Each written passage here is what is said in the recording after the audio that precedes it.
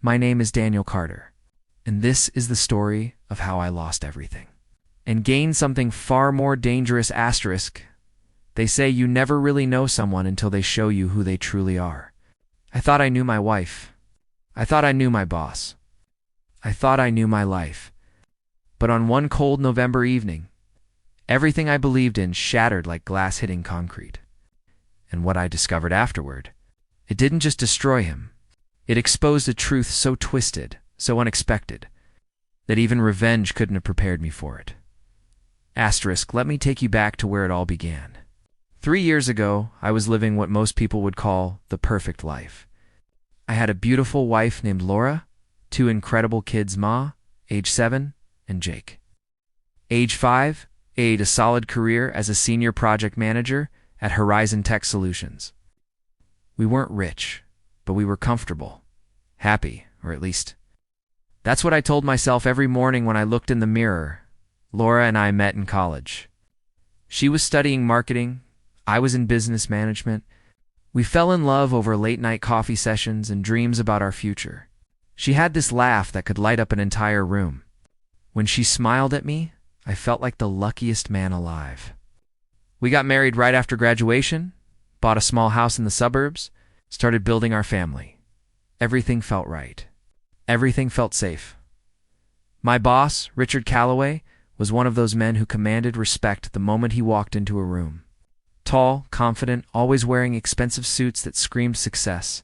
He'd built Horizon Tech from the ground up, turning it into one of the most successful software development companies in the state. When I joined the company 5 years ago, Richard took me under his wing. He mentored me, trusted me with major projects. Andy Van invited my family to his estate for company barbecues.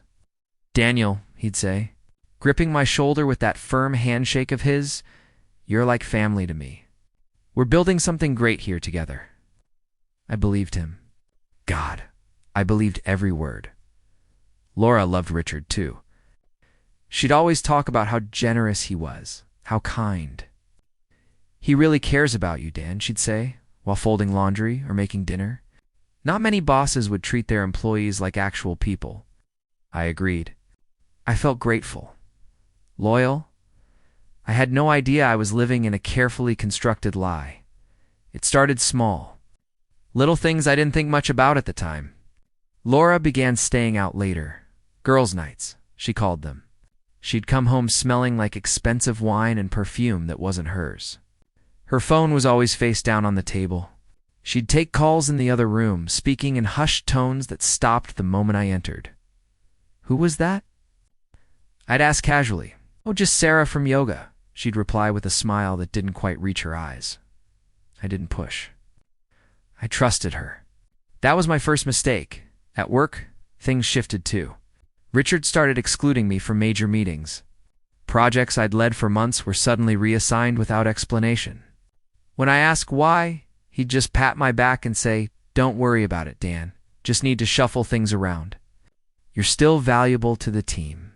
But I could feel it. The distance. The coldness. Then came the promotion I'd been working toward for 2 years. The VP of Operations position. I'd earned it. Everyone knew it. I'd brought in 3 major clients, streamlined our production process, saved the company nearly $500,000 in operational costs. The announcement was supposed to happen at the quarterly meeting. I wore my best suit that day.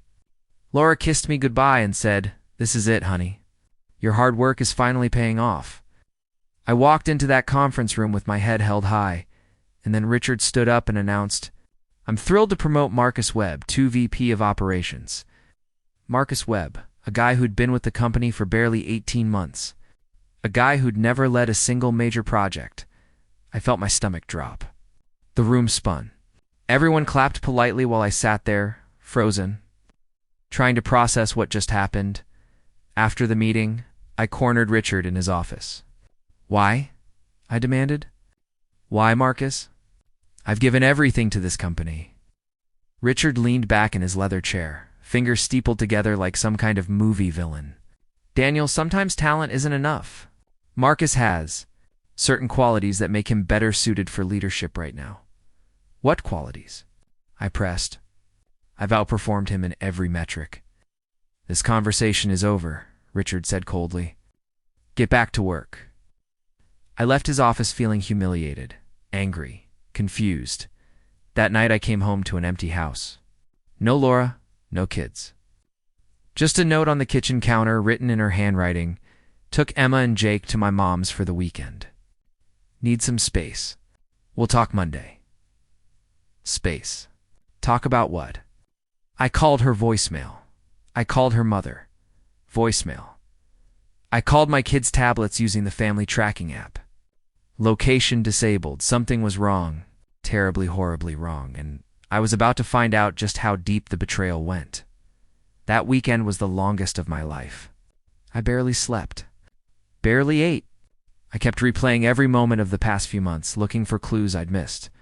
And the more I thought about it, the more the pieces started fitting together in the most sickening way possible. Laura's late nights. Richard's distance. The promotion is going to someone else. My wife ended Space right after I'd been publicly humiliated. No, it couldn't be. But Monday morning confirmed my worst nightmare. I arrived at work early, hoping to catch Richard before the day started. His office door was closed, but I could hear voices inside. Laura's voice. My wife was in my boss's office at 7 in the morning. My hand trembled as I reached for the door handle. I should have knocked. I should have walked away. But rage and heartbreak don't follow logic. I pushed the door open, and there they were. Laura was sitting on the edge of Richard's desk, his hand on her knee, both of them laughing about something. They froze when they saw me. The color drained from Laura's face. Richard's expression shifted from surprise to something almost amused. Daniel, Richard said smoothly, standing up and adjusting his tie. We weren't expecting you this early. How long? My voice came out barely above a whisper. How long has this been going on? Laura stood up quickly, smoothing her skirt. Dan, it's not what you don't. I shouted and she flinched. Don't you dare tell me it's not what it looks like. How long? She couldn't look at me. That told me everything. Richard stepped forward, placing himself between us, like he was protecting her. From me, her husband. Daniel, let's all be adults about this. Laura and I have developed feelings for each other. These things happen. You can't control who you love. I wanted to hit him. God, I wanted to destroy him right there. But I held back. Barely, you son of a... I started, but Richard cut me off. I think it's best if you leave the premises, Daniel. We can discuss your employment status later this week. My employment status? I repeated, incredulous. You're firing me? Let's call it a mutual separation, Richard said with a cold smile. Given the circumstances, I don't think it's appropriate for you to continue working here. You'll receive 2 weeks severance. Consider it generous. I looked at Laura, my wife, the mother of my children, the woman I'd built my entire life around. Laura, please, I begged. Don't do this. Think about Emma and Jake. Think about our family. For a moment, I saw something flicker in her eyes. Guilt? Regret? But then Richard placed his hand on her shoulder, and whatever humanity I'd glimpsed disappeared. I'm filing for divorce, Dan, she said quietly, and I'm seeking full custody of the kids. Richard's lawyer says we have a strong case. The floor opened up beneath me. Full custody? You can't. I can, she interrupted. And I will. You've been so focused on work, so absent from their lives. I have documentation. Witnesses. You're not fit to be their primary parent. Witnesses. I spat. You mean Richard's friends? His lawyers. You two planned this whole thing, didn't you? Richard smiled. Actually smiled. Security will escort you out now, Daniel. Don't make this harder than it needs to be. 2 security guards appeared at the door. Men I'd shared coffee breaks with. Men who couldn't look me in the eye as they led me out of the building like a criminal. I was escorted past my colleagues, past my office, past the life I'd built. People stared, whispered. Some looked away in embarrassment, and just like that, I lost everything. My wife, my kids, my job, my dignity. all in one morning. Asterisk, the next 2 months were a blur of legal battles, sleepless nights, and a darkness I'd never experienced before. Laura moved into Richard's mansion with my children. Richard's lawyers were vicious. They painted me as a neglectful father, a workaholic who prioritized career over family. They brought in expert witnesses who'd never even met me. I fought back with everything I had, but I was outmatched. Richard had money, power, connections. I had a court-appointed lawyer who looked like he'd rather be anywhere else. The judge awarded Laura primary custody. I got supervised visits every other weekend. Supervised. Like, I was some kind of threat to my own children. Emma cried every time I had to leave. "Why can't you come home, Daddy?" she'd ask, her little hands gripping my shirt. "Soon, sweetheart," I'd lie. "Daddy's going to fix everything soon." But I had no idea how. I was jobless, nearly broke, living in a cramped apartment that smelled like mildew and broken dreams. I sent out hundreds of job applications, but Richard had made sure to blacklist me in the industry. Every interview ended the same way. "We've decided to go in a different direction." I was being systematically destroyed, and there was nothing I could do about it, or so I thought. It arrived on a Tuesday afternoon. 3 months after my world collapsed, a thick manila envelope with an attorney's office logo embossed in the corner. My first thought was that it was more legal documents from Laura's lawyers, more demands, more humiliation. I almost threw it away without opening it, but something made me look at the return address more carefully. Whitmore and Associates, Estate Law. Estate Law. I didn't know anyone who died recently. I tore open the envelope with shaking hands. Inside was a letter on expensive letterhead. "Dear Mr. Daniel Carter, we regret to inform you of the passing of your uncle, Gregory Carter, on September 14th, as per his last will and testament. You have been named the primary beneficiary of his estate. Please contact our office immediately to discuss the inheritance details and necessary documentation. Time-sensitive matters require your immediate attention. Sincerely, Jonathan Whitmore-esque, Uncle Gregory." I hadn't thought about him in years. He was my father's older brother, a man I'd only met maybe 3 times in my entire life. He'd been some kind of international businessman, always traveling, never settling down. My dad used to joke that Gregory had more money than sense and less family than friends. The last time I'd seen him was at my father's funeral 15 years ago. He'd showed up in an expensive suit, shook my hand, said something about staying in touch, and then disappeared back into whatever mysterious life he led. And now he was dead. And apparently he'd left me something.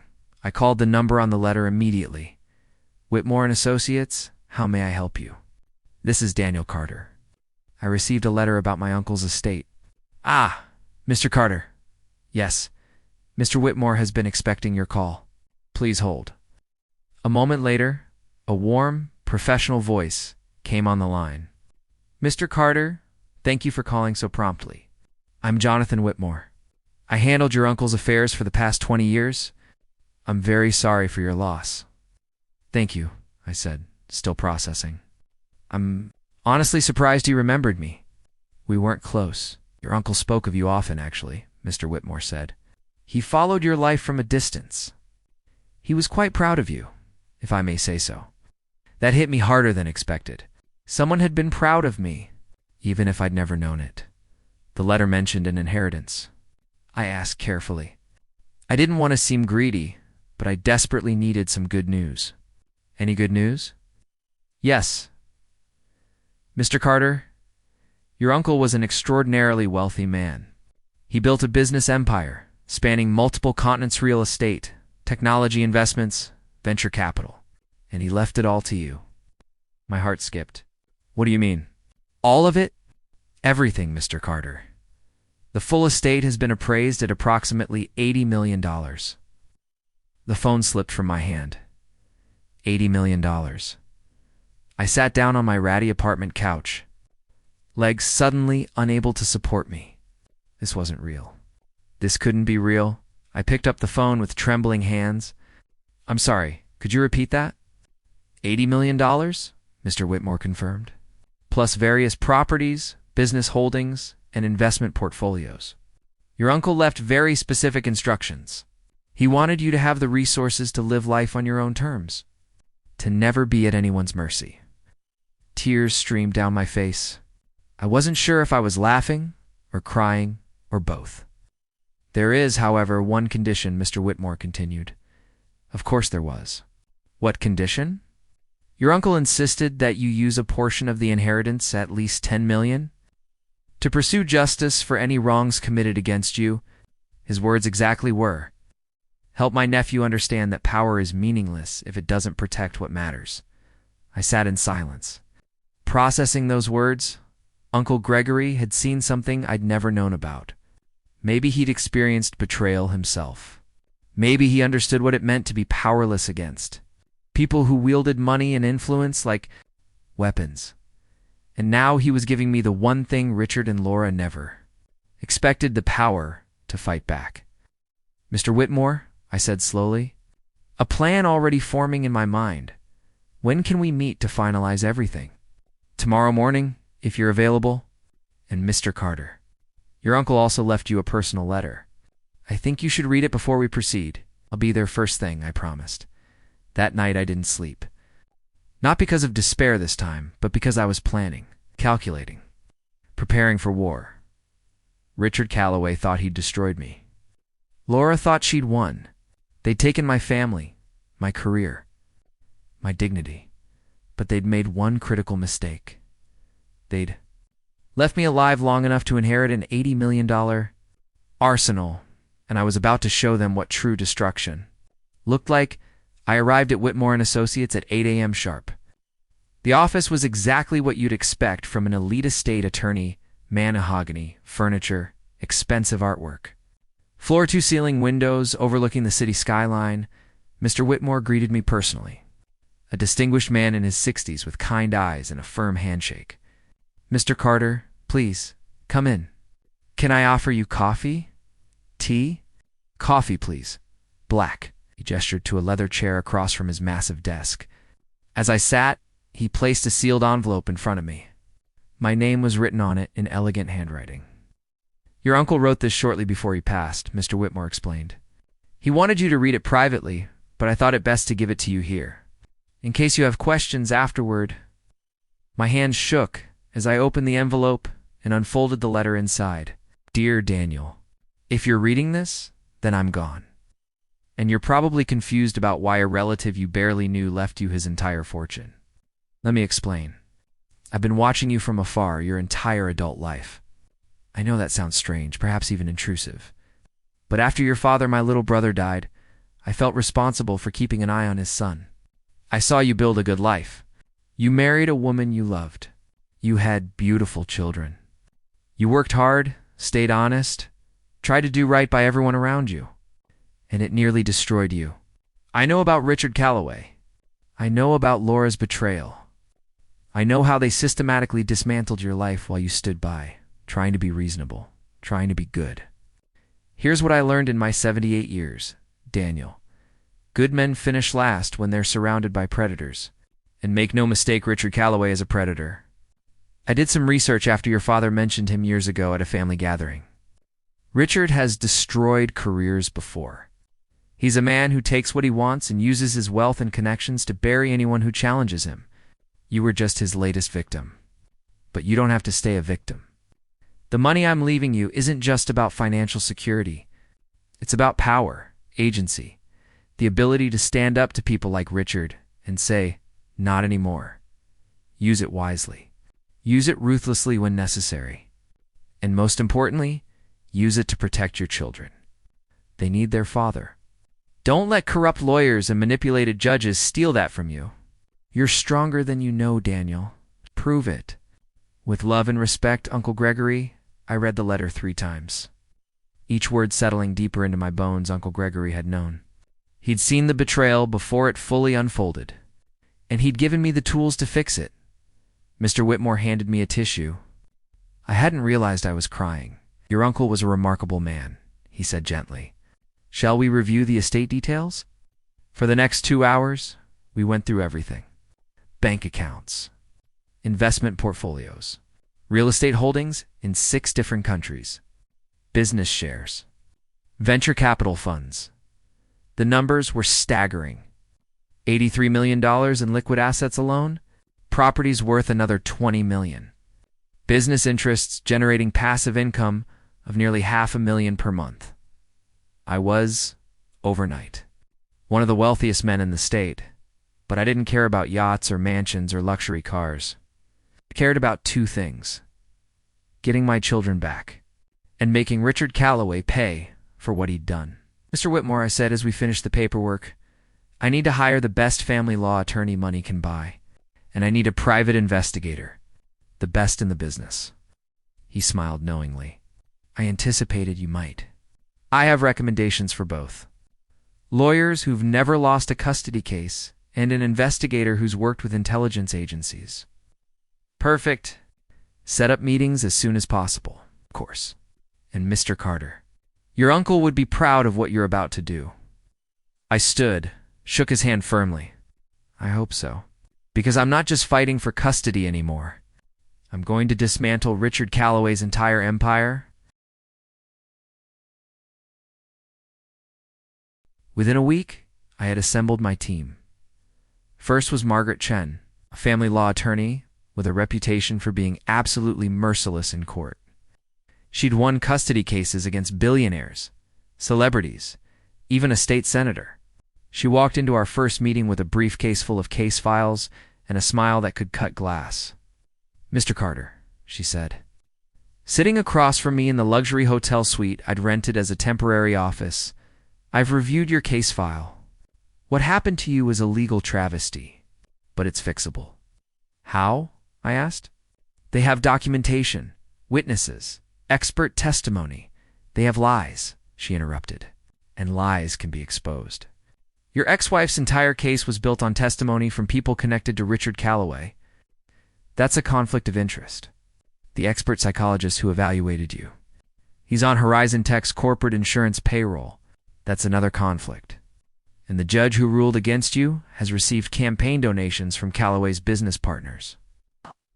You're saying the whole thing was rigged? Not just rigged. It was a coordinated attack using the legal system as a weapon. And that, Mr. Carter, is something we can prove and dismantle. How long will it take? 3 months to build an ironclad case. 6 months to get a new hearing, but we'll file emergency motions immediately to increase your visitation rights. By the time we're done, you'll have full joint custody at minimum. Possibly primary. Do it, I said without hesitation. Whatever it costs, she smiled. Your uncle chose well when he left you that money. Let's put it to good use. Next was the private investigator, a man named Marcus Reed, former FBI, specializing in corporate espionage and fraud investigation. He came recommended by Mr. Whitmore as the man who can find anything on anyone. Marcus was in his early 50s, lean and intense, with eyes that seemed to see right through you. Mr. Carter, I understand you want me to investigate Richard Calloway and your ex-wife, he said, pulling out a tablet. What specifically are we looking for? Everything, I said. Financial irregularities, past relationships, skeletons in closets. Anything that proves he's not the upstanding businessman he pretends to be? Marcus nodded slowly. From what I've already found in preliminary searches, Richard Calloway has been very careful about his public image. But careful people always leave traces. Give me a month, and I'll give you enough ammunition to destroy him 10 times over. 1 month, I agreed. And Marcus, there's a bonus if you find something truly devastating. He grinned. Mr. Carter, in my experience, men like Calloway always have something devastating hidden. It's just a matter of where they buried it. While Margaret and Marcus worked on building cases, I made my first public move. I bought a 40% stake in Horizon Tech Solutions. Richard had taken the company public 3 years earlier to raise capital for expansion. Most shares were held by institutional investors and board members. But there was enough stock on the open market for someone with deep pockets to acquire a significant position. It cost me $12 million worth every penny to see. Richard's face when he found out the news broke on a Thursday morning. Financial news sites reported, mystery investor acquires major stake in Horizon Tech. Richard called an emergency board meeting. I wasn't invited. Of course, I wasn't on the board yet, but I had friends now. Friends with money and influence who were very interested in what I was building. That evening, Richard called me. First time I'd heard his voice since the day he destroyed my life. "Daniel," he said, and I could hear the barely controlled fury beneath his smooth tone. "We need to talk." "Hello, Richard," I replied calmly. "How's business?" "What the hell do you think you're doing?" "Investing. I recently came into some money. Thought Horizon Tech might be a good opportunity. You bought 40% of my company," he snarled. "That's not an investment. That's a hostile move." "Is it?" "I just thought the stock was undervalued. In fact, I've been looking at the financials, and I have some concerns about how the company's been managed. Might bring those up at the next shareholder meeting." Silence on the other end. I could practically hear him calculating, strategizing. "How much?" he finally asked. "How much do you want to sell back your shares?" "They're not for sale, Richard. I'm in this for the long term. Speaking of which, I've also filed paperwork to call for a special board election. I have some candidates in mind who I think would bring valuable oversight to company operations." "You son of a careful," I interrupted. "That's no way to talk to one of your largest shareholders. I'll see you at the meeting next month. Oh, and Richard, tell Laura I'll be picking up the kids this weekend." My lawyer filed new visitation motions. The judge approved them. I hung up before he could respond, and my apartment soon to be replaced by something much nicer. I allowed myself a smile. This was just the beginning. Richard Calloway had spent months destroying my life, piece by piece. Thinking I was powerless to fight back, now he was about to learn what real power looked like. And the most beautiful part, he had no idea what was coming next. For weeks after hiring Marcus Reed, he called me at 11 p.m. "Parter, we need to meet tonight, and you'll want to sit down for this." An hour later, I was in a private room at a downtown restaurant, watching Marcus spread documents, photographs, and financial records across the table like a detective in a crime thriller. "Daniel," he began, using my first name for the first time. "What I'm about to show you goes beyond typical corporate fraud. This is complicated, and honestly, it's going to change everything you thought you knew. Just tell me," I said, bracing myself. Marcus pulled out a photograph. "This is Richard Calloway, successful tech CEO, age 48, built Horizon Tech from the ground up. Respected businessman, philanthropist, married once, divorced 12 years ago. That's the public story." He laid down another photo, much older. "This," Marcus continued, "is Richard Calloway at age 26, under a different name, Rick Caldwell." My blood ran cold. "What? Your uncle and Richard knew each other. They were business partners 30 years ago. They started a tech venture together in the early days of Silicon Valley. It failed spectacularly." I stared at the photo, trying to process. "But Uncle Gregory never mentioned because it gets worse," Marcus interrupted.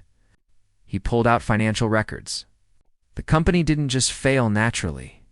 Rick Caldwell, Richard embezzled funds. He drained the accounts, disappeared, and left your uncle holding the debt. Gregory spent 5 years rebuilding his fortune from nothing." My hands clenched into fists. "So Richard has a history of betraying business partners." "That's not even the worst part."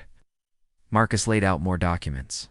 "After he disappeared, Rick Caldwell changed his identity to Richard Calloway, moved across the country, and started over. Clean slate. New name. No criminal record, because your uncle never pressed charge as he didn't have the evidence needed to make it stick." "Why are you telling me this?" I asked, though I was starting to understand. Marcus looked me directly in the eye. "Because your uncle knew exactly who Richard Calloway was when you started working for him. He'd been tracking Richard for decades, waiting for the right moment to expose him. And when he found out Richard had targeted you, his nephew Gregory started putting the pieces together for one final move.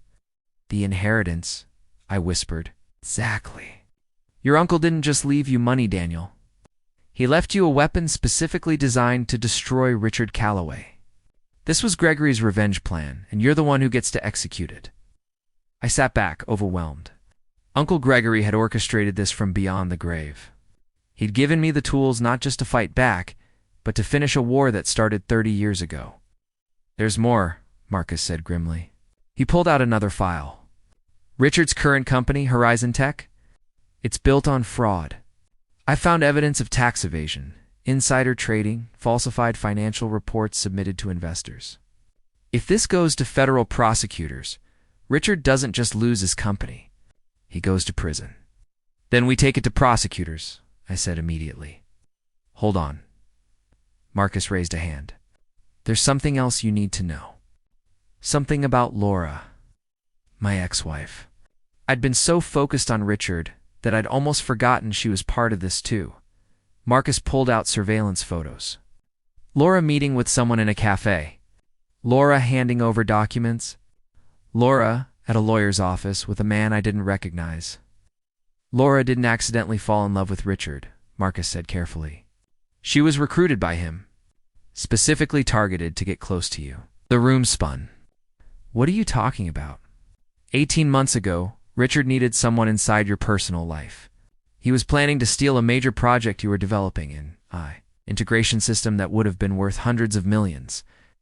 But he needed access to your work files, your contacts, your research. So he approached Laura at one of those company barbecues, offered her money. A lot of money. No, I said, shaking my head. Laura wouldn't. She did. Marcus showed me bank records. Payments from offshore accounts linked to Richard's holdings. $50,000 deposited into Laura's personal account every month for the past year and a half. My wife, the woman I'd loved, trusted, built a life with, had sold me out for money. She was playing you the whole time, Marcus continued. The affair, the custody battle.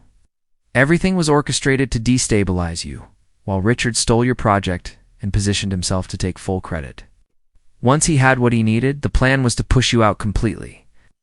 I couldn't breathe. Couldn't think. The betrayal was so much deeper than I'd imagined. But here's the twist, Marcus said, and his tone changed. Laura's getting cold feet. I looked up sharply. What? She's been meeting with a different lawyer? Not Richard's people. Someone independent. And based on the surveillance, she's scared. Really scared. I think she realizes she made a deal with the devil and now she's looking for a way out. Why should I care? I said bitterly. She destroyed our family for money, because Marcus said carefully. If we can flip Laura Getter to testify against Richard, we don't just destroy him financially. We put him in federal prison for 20 years. And you get your kids back without a protracted legal battle. I sat in silence, weighing my options. Part of me wanted Laura to suffer just as much as Richard. She'd betrayed our marriage, used our children as pawns, turned my life into rubble. But another part, the part that remembered Emma asking, "Why can't you come home, Daddy?" Knew that vengeance against Laura would only hurt my kids more. What do you suggest? I finally asked. You approach Laura. Quietly, show her that we know everything. Offer her immunity in exchange for full cooperation against Richard. She gives us testimony, documents, recordings, everything we need to bury him. In return, we don't pursue criminal charges against her, and we work out a fair custody arrangement. And if she refuses, Marcus's expression hardened, then we destroy them both. But I think she'll take the deal. She has to know that Richard will throw her under the bus the moment things get hot. Men like him always do. I thought about my children, about what was best for them, about what Uncle Gregory's letter had said. Use the money to protect what matters. My kids mattered more than revenge against Laura. Set up a meeting, I said. But Marcus, if she refuses the deal, I want everything we have on her delivered to the prosecutor's office the next day. No mercy. Understood. 3 days later, I sat across from Laura in a neutral location, private conference room, in Margaret Chen's law office. Laura looked terrible. Dark circles under her eyes, nails bitten down, hair pulled back in a messy ponytail. This wasn't the confident woman who'd stood in Richard's office and demanded full custody. This was someone unraveling. Margaret sat beside me, legal pads ready. Marcus stood by the door, arms crossed. Why am I here, Dan? Laura asked quietly. I slid a folder across the table. Open it. She hesitated, then opened it. Her face went white as she saw the contents. Bank records, surveillance photos, email transcripts between her and Richard discussing the plan. Oh God, she whispered. We know everything. Laura, I said, keeping my voice steady despite the rage burning inside me. We know Richard recruited you. We know about the payments. We know you helped him steal my work. We know the custody battle was staged to destroy me. Tears streamed down her face. Don, I don't want your excuses, I interrupted. I want the truth. All of it. And then I want you to testify against Richard. He'll kill me, she sobbed. You don't understand what he's capable of, actually, I do. I pulled out another document, Marcus's full investigative report. I know Richard Calloway is really Rick Caldwell, a con artist and embezzler. I know he's built his empire on fraud. I know he's hurt people before, and he'll do it again. And I know that if you don't help us stop him, you're going to prison too. Laura looked up, terrified. Prison. Margaret leaned forward. Mrs. Carter, you've been complicit in corporate espionage, fraud, and conspiracy. That's federal charges. 10 to 15 years minimum. Your children would be adults by the time you got out, unless I added. You cooperate fully. You testify against Richard. You provide all communications, documents, and evidence. You admit in court that the custody battle was orchestrated by him. In exchange, we'll recommend immunity from prosecution, and we'll work out joint custody of Emma and Jake. Why would you do that? Laura asked, her voice breaking. After everything I did to you, why would you give me a second chance? I leaned forward, looking her directly in the eyes. Because Emma and Jake need their mother. Not a perfect mother, you're far from that, but their mother nonetheless. I won't let my need for revenge destroy what's left of their childhood. But make no mistake, Laura, this is your only chance. You refuse, and I will use every resource I have to make sure you face the full consequences of what you've done. She sat there, shaking, tears streaming down her face. For several long minutes, nobody spoke. Finally, she whispered, What do I have to do? Margaret pulled out a legal agreement. Sign this cooperation deal. Then you'll tell us everything. Every conversation with Richard, every plan, every crime he's committed that you witnessed. You'll wear a wire when you meet with him. You'll help us build an airtight case. Laura's hand trembled as she reached for the pen. He's going to know I betrayed him. Not until it's too late, Marcus said from the door. We'll be careful. You'll be protected. She looked at me one more time. Dan, I'm so sorry. I don't expect you to forgive me. I need you to know that I never stopped loving Emma and Jake. Richard convinced me that you were holding us back. That we deserved better. I was stupid and greedy, and save it, I said coldly. I don't need your apology. I need your cooperation. Sign the document, she signed. Over the next 3 hours, Laura told us everything. How Richard had approached her at a company barbecue 18 months ago, complimenting her intelligence, asking about her life, how he'd gradually planted seeds of dissatisfaction. You're so talented, why doesn't Dan appreciate you more? You deserve a bigger house, private schools for the kids, a better life. Oh, he'd eventually propositioned her. Help me access Daniel's work files, and I'll give you the life you deserve. We'll be together. You'll never have to worry about money again. She admitted that the affair started as business, but became physical 6 months ago. That Richard had scripted her every move in the custody battle. That the expert witnesses were paid actors Richard had hired. That the judge had been influenced through campaign donations and backroom deals by the time she finished. Even Margaret Hood, seen everything in her career, looked disgusted. There's one more thing, Laura said, her voice barely audible. Richard has a safe in his home office. He keeps original documents there, the real financial records from Horizon Tech, evidence of the fraud. He showed them to me once when he was drunk, bragging about how he'd outsmarted everyone. Marcus leaned forward. Can you get access to that safe? I know the combination, Laura said. He made me memorize it, in case something happened to him. He said we needed to destroy those documents if anything went wrong. I exchanged glances with Marcus and Margaret. This was it. The smoking gun that would end Richard Calloway forever. "Here's what's going to happen," Marcus said. "You're going to go back to Richard's house. Act normal. In 3 days, we'll arrange for Richard to be called away on urgent business. We have contacts who can make that happen. While he's gone, you'll open the safe, photograph everything, and transmit it to us. Then you'll put everything back exactly as it was. If he catches me?" Laura asked, terrified. "He won't," Marcus assured her. "We'll have surveillance on the house. If anything goes wrong, we extract you immediately." Laura nodded slowly, resignation settling over her face. She'd made her choice. Now she had to see it through. As she stood to leave, I stopped her with one final question. "Laura, did you ever actually love me? Or was I always just a mark to you?" She turned, and for the first time since this all began, I saw genuine emotion in her eyes. "I did love you, Dan. In the beginning. Before Richard got in my head, before the money and the promises, I loved you when we were broke college students dreaming about our future. But somewhere along the way I convinced myself I wanted more than love could give me, and I destroyed everything because of it." "That's not an excuse," I said. "I know," she replied. "It's just the truth. For whatever that's worth now." She left escorted by Marcus to a safe location where she'd stay until the operation was complete. Margaret turned to me. "Are you okay?" "No," I admitted. "But I will be. Once this is over, once my kids are safe, once Richard is behind bars, then I'll be okay."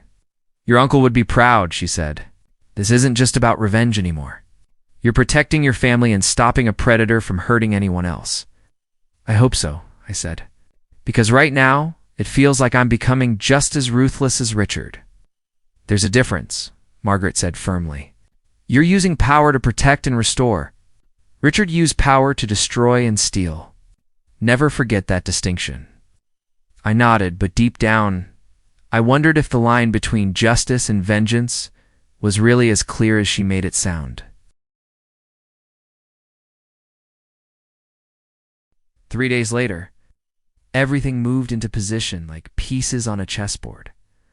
Marcus's contacts arranged for a crisis at one of Horizon. Tech satellite offices across the country, nothing serious. Just urgent enough to require Richard's immediate personal attention, technical servers failing, major clients threatening to walk away.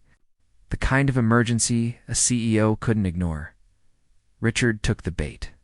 He booked a flight that evening, telling Laura he'd be gone for 2 days. "Hold down the fort," he'd told her, kissing her on the forehead like she was his prized possession.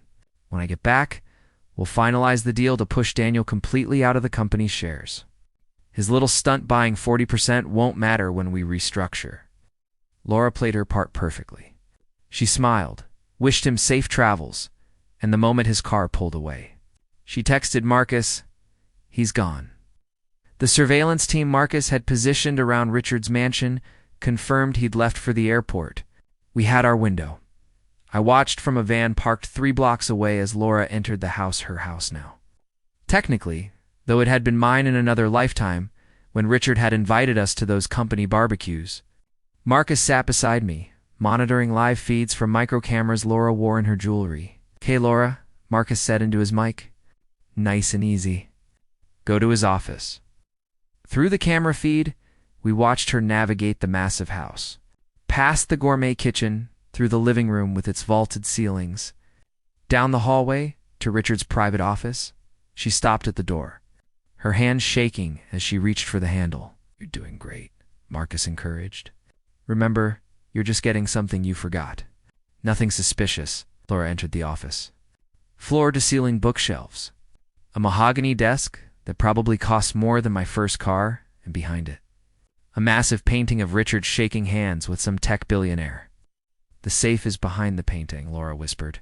She crossed the room, removed the painting carefully. It was heavier than it looked, and we could hear her struggling, and revealed a digital safe embedded in the wall.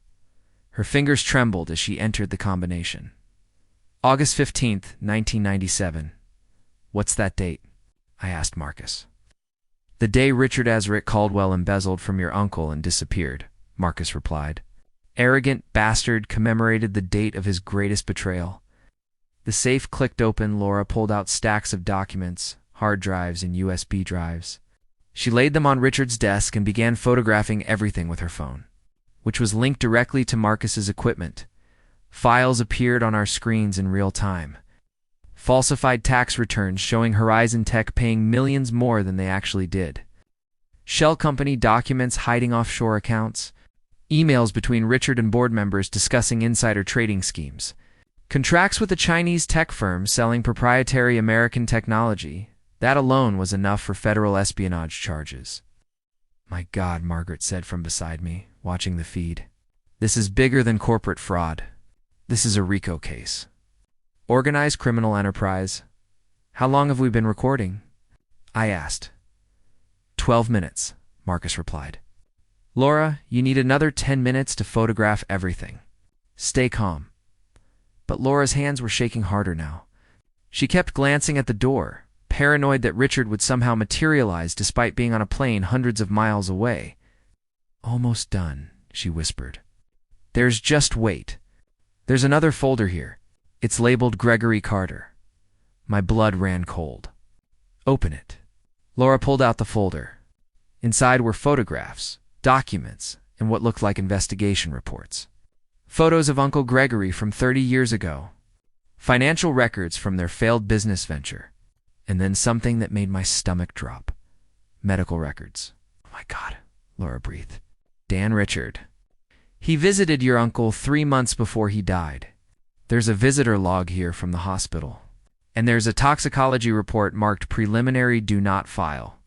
Marcus leaned closer to the screen.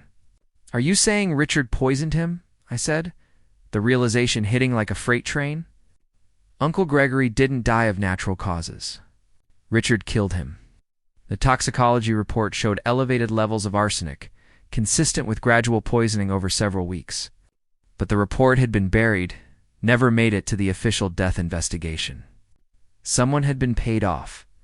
That's premeditated murder," Margaret said. "Laura, photograph every page of that file. Every single one."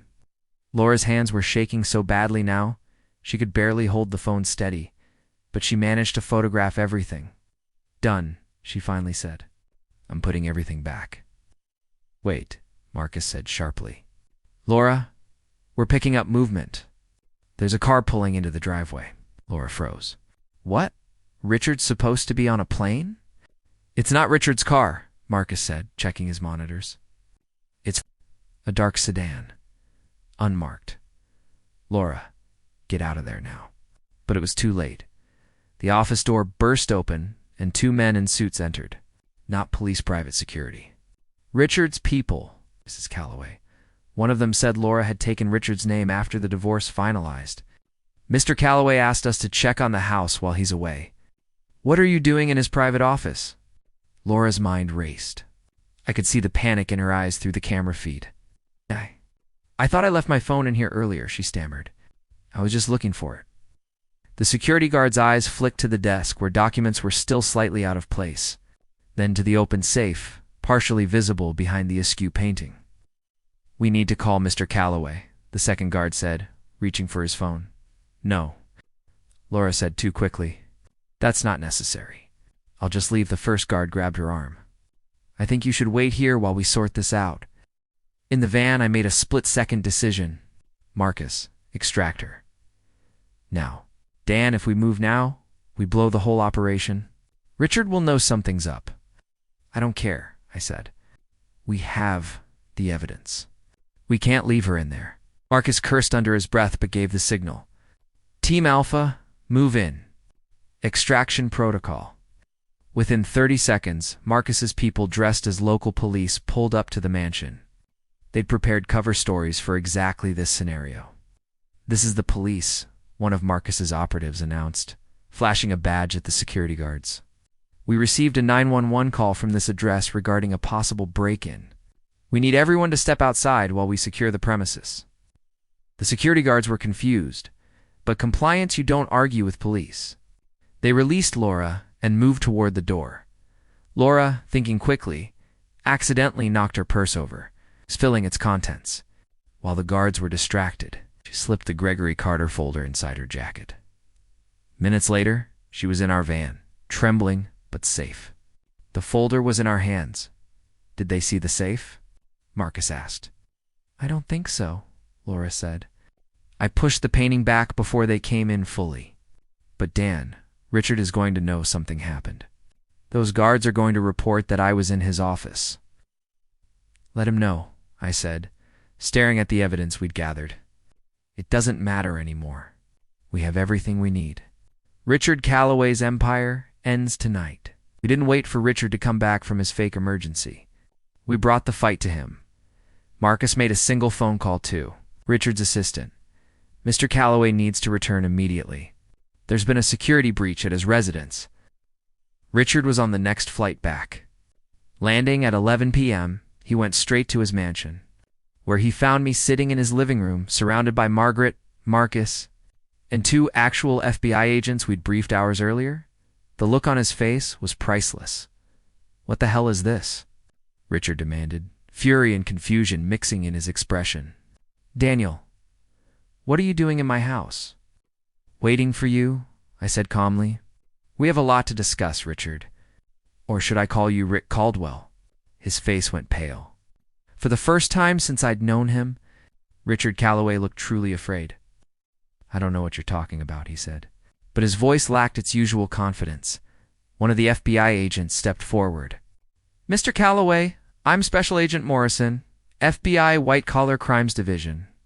We have evidence of tax fraud, insider trading, corporate espionage, and conspiracy. You need to come with us for questioning. This is ridiculous, Richard blustered. I have lawyers. You can't just we also have evidence, the other agent added. That you were involved in the death of Gregory Carter 3 months ago. That's a homicide investigation now, Mr. Calloway. You're not just facing financial crimes. You're facing murder charges. Richard's legs seemed to give out. He collapsed into a chair, all the arrogance and power draining from him like water from a broken dam. How? He whispered, looking at me. How did you find out? Uncle Gregory, I said. He knew exactly who you were. He spent 30 years tracking you, documenting your crimes, waiting for the right moment. And when you targeted me, his nephew, you gave him that moment. He left me everything I needed to finish what you started 3 decades ago. Your uncle was a fool, Richard spat, some of his venom returning. He could have been a billionaire if he'd just let you steal from him. I interrupted. If he'd just accepted being betrayed. That's not who he was. And it's not who I am. Margaret stepped forward, placing a document in front of Richard. This is a lawsuit filed on behalf of Daniel Carter and the shareholders of Horizon Tech. We're suing you personally for fraud and breach of fiduciary duty. Additionally, the company board, which now includes several people who've purchased shares from Mr. Carter, has voted to remove you as CEO, effective immediately. You can't do that, Richard said weakly. We just did, I replied. Horizon Tech will continue without you. Under new leadership, with transparent practices, the employees you've lied to, the clients you've defrauded, the investors you've stolen from, they'll all be made whole. But you're done. Special Agent Morrison pulled out handcuffs. Richard Calloway, you're under arrest for conspiracy to commit murder, tax fraud, wire fraud, and violations of the Computer Fraud and Abuse Act. You have the right to remain silent. As they read him his rights, Richard looked at me with pure hatred. This isn't over, Daniel. I have connections, lawyers, money. I'll fight this. No, I said, standing up. It is over. Because while you were building your empire on lies, I was building a case on facts. And the truth always wins, eventually. You taught me that, actually. You taught me that people who think they're untouchable always fall the hardest. Let him out in handcuffs. Through his own front door, past his expensive cars, away from the mansion bought with stolen money, as the FBI vehicles pulled away. Laura emerged from the kitchen where she'd been waiting. She looked at me, tears streaming down her face. Thank you, she whispered, for giving me a chance to do the right thing. I didn't do it for you, I said honestly. I did it for Emma and Jake. They deserve to have both parents in their lives, even if those parents made terrible choices. I know, she said. Dan, I'm going to spend the rest of my life making this up to them. And to you, if you'll let me, I don't want your apologies, I said. I want you to be a good mother. That's all. We'll figure out the custody arrangement and we'll co-parent like adults. But Laura, we're never going to be friends. What you did. I can forgive it for my kids' sake, but I'll never forget it. She nodded, accepting that reality. That's fair. Margaret handed her another document. This is the custody agreement. Joint custody, 50-50 split. Daniel gets to keep the family home he bought before the marriage. You'll need to find your own place. I'd suggest somewhere modest. Given that Richard's assets are being seized by the federal government, Laura signed without hesitation. As she left, Marcus approached me. How are you holding up? I don't know, I admitted. A few months ago, I had nothing. I was broken, destroyed, sleeping on a mattress in a terrible apartment. Now I have everything back, my kids, my dignity, enough money to never worry again. But I also have the knowledge that my uncle was murdered, that my wife betrayed me for cash, that my boss wasn't just corrupt but evil. Justice isn't always clean, Marcus said, but it's necessary. You did the right thing, Daniel. Did I? Asked. Or did I just become as ruthless as Richard in the process? Margaret joined us. There's a difference, and you know it. Richard destroyed lives to build power. You used power to protect lives. Don't lose sight of that. The trial was a media sensation. Tech CEO accused of murder, fraud, and conspiracy dominated headlines for weeks. Richard's lawyers fought hard, but there was too much evidence. The documents, the testimonies. Laura's recordings of their conversations planning my destruction it all painted a picture of a man who built his entire life on crime. He was found guilty on all counts. 35 years in federal prison without possibility of parole for 15 years. Horizon Tech. Under new leadership, actually thrived. Turns out that running a company honestly and treating employees well was good for business. Who knew? I sold my shares for a massive profit and stepped away from the tech industry entirely. I'd seen enough corporate corruption to last a lifetime. Laura moved into a modest apartment and got a job at a marketing firm using her actual skills for once. She stuck to the custody agreement, and slowly, painfully, we learned to co-parent. Emma and Jake were confused at first, but kids are resilient. They adapted. I used part of Uncle Gregory's inheritance to set up a foundation in his name, helping people who'd been victims of corporate fraud and workplace exploitation. It felt like the right way to honor his memory. Everything should have felt perfect. Justice served, family restored, future secure. But something nagged at me. One afternoon, I was going through Uncle Gregory's personal effects that Mr. Whitmore had finally released from the estate. Photos, letters, mementos from his travels, and then I found it, a letter addressed to me, dated just 1 week before his death. But unlike the letter that came with the inheritance, this one was sealed with a note, to be opened only after Richard Calloway is convicted. My hands shook as I opened it. Dear Daniel. If you're reading this, then justice has been served. And Richard is finally paying for his crimes. Well done, but there's something you need to know. Something I couldn't tell you before, because you needed to be angry enough to finish what we started. Richard Calloway didn't poison me. I lied about that. The toxicology report you found was fabricated. One last piece of bait to ensure you'd pursue him for murder, not just fraud. I paid a lot of money for that fake evidence. I'm sorry to have deceived you, Daniel. I truly am. But I needed you to believe Richard was capable of murder, because he is. He might not have killed me, but he's destroyed countless others over the years. Ruined careers, bankrupted families, driven at least 2 people to suicide with his schemes. He's a predator, and predators don't stop unless they're caged. I couldn't let him walk away with just financial penalties. He needed to be imprisoned for life. And the only way to ensure that was to make him face murder charges alongside the fraud. The evidence was convincing enough that his own lawyers believed it. And now he's serving time not just for stealing money, but for a crime I made him think he'd gotten away with. Here's the truth. I'm dying anyway. Cancer, stage 4. The doctors gave me 3 months. I refused treatment and spent those final weeks orchestrating one last con against the greatest con man I ever knew. By the time you read this, I'll be gone. Truly gone, from natural causes, but Richard will be in prison, believing he was convicted partly for a murder he didn't commit.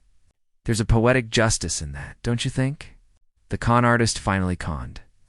I know you might be angry with me for manipulating you, for using you as the final piece in my revenge plan. But Daniel, everything I did was to protect you and give you the tools to protect your children. The money is real. The evidence of Richard's other crimes is real. Your victory is real. I just gave fate a little push in the right direction. You're a good man, Daniel. Better than Richard, better than me. Use that goodness to build something meaningful with your second chance. And forgive an old man for one last scheme. With love and respect, Uncle Gregory. P.S. The 10 million I designated for pursuing justice. Use it however you want. You've earned it. Maybe start that foundation we talked about. Sat there for a long time, holding the letter, trying to process what I'd just learned. Uncle Gregory had manipulated everything. The evidence, the murder charges. My righteous fury, all of it, orchestrated to ensure Richard faced the maximum consequences. And I'd been the unwitting star of his final performance. Should I have felt betrayed? Maybe should I have gone to the authorities and exposed the fake evidence? Possibly, but I didn't. Because Uncle Gregory was right. Richard Calloway was a predator. Even without the fake murder charge, he'd committed enough real crimes to destroy dozens of lives. The fraud was real. The embezzlement was real. The conspiracy against me was real. The fact that he was also serving time for a murder he didn't commit. That was just poetic justice. I burned the letter in my fireplace that night. Watching the paper curl and blacken in the flames, some truths didn't need to see daylight. Some justice didn't need to be clean. 6 months after that, I was sitting in a park, watching Emma and Jake play on the swings. They were laughing, arguing about who could swing higher, being normal kids again. Laura sat on the bench next to me, maintaining our agreed-upon distance, but present for the kids. They seem happy, she said quietly. They are, I agreed. Kids forgive easier than adults. I know you haven't forgiven me, Laura said. I don't expect you to. But for what it's worth, I really am sorry. Every single day? I know, I said. And strangely, I realized I meant it. I'd never forget what she did. But the raw hatred had faded into something more like disappointed acceptance. My phone buzzed. A message from Mr. Whitmore. Gregory Carter Foundation, officially launched. First recipients notified. Your uncle would be proud. Sake. I smiled. Maybe Uncle Gregory had manipulated me. Maybe his final act had been morally questionable at best, but he'd given me the chance to turn my destruction into something meaningful. To use power not for revenge, but for rebuilding. That evening, I tucked Emma and Jake into bed in our home, the family home I'd managed to keep. Emma hugged me tight. Daddy, are you staying forever now? She asked. Forever and ever, I promised. Good, she said. I missed you. I missed you too, sweetheart. As I closed their bedroom door, I thought about everything that had happened. The betrayal, the revenge, the victory, the revelations. And I realized something. Life doesn't fit into neat categories of good and evil, justice and revenge, truth and lies. Sometimes you have to work in the gray areas. Sometimes you have to make difficult choices. Sometimes you have to let the truth stay buried if it means protecting what matters most. Richard Calloway was in prison, paying for crimes both real and fabricated. Laura was rebuilding her life and being a better mother. My kids were safe and happy, and me. I was learning that being powerful didn't mean being perfect. It meant using whatever tools you had, money, influence, even carefully orchestrated deceptions to protect the people you loved. Uncle Gregory had understood that. He'd spent his final months teaching me that lesson from beyond the grave. I poured myself a drink that night, raising the glass toward the sky. Thank you, Uncle Gregory, I whispered. For everything. Even the lies. Somewhere. I liked to think he was smiling. The Gregory Carter Foundation had helped over 200 people by its first anniversary. Victims of workplace fraud, families destroyed by corporate corruption, whistleblowers who'd lost everything for telling the truth.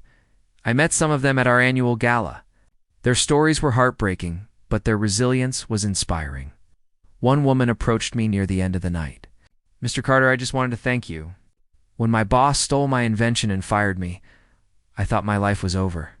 Your foundation's legal support helped me win my case. I got justice because of you. You got justice because you were brave enough to fight," I corrected her. "We just gave you the tools." She smiled. "That's exactly what I needed. Tools and hope."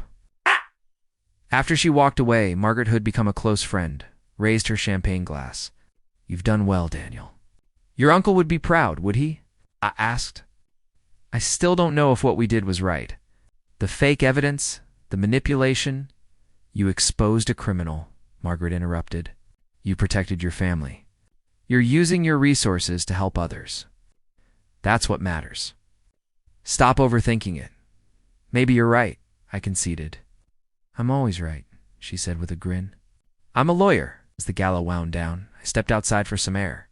The city lights sparkled below. I thought about the journey that had brought me here, from broken and powerless to wealthy and influential, from victim to victor, from someone who believed in fairness and justice to someone who understood that sometimes you had to bend the rules to achieve them.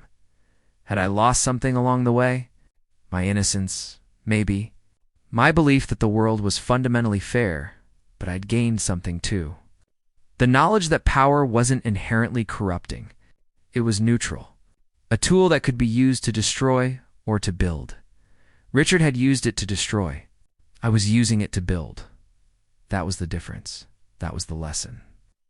Uncle Gregory had wanted me to learn. Life doesn't always give you clean victories. Sometimes justice requires getting your hands dirty. Sometimes protecting what matters means making impossible choices. Sometimes the hero and the villain use the same tactics. What separates them is not the methods, but the motives. Richard Calloway betrayed people for profit and power. I fought back using deception and manipulation, but I did it to protect my family and help others. Was I perfect? No. Did I handle everything correctly? Probably not. Do I regret what I did? Not for a second, because at the end of the day, my kids are safe. Laura learned her lesson.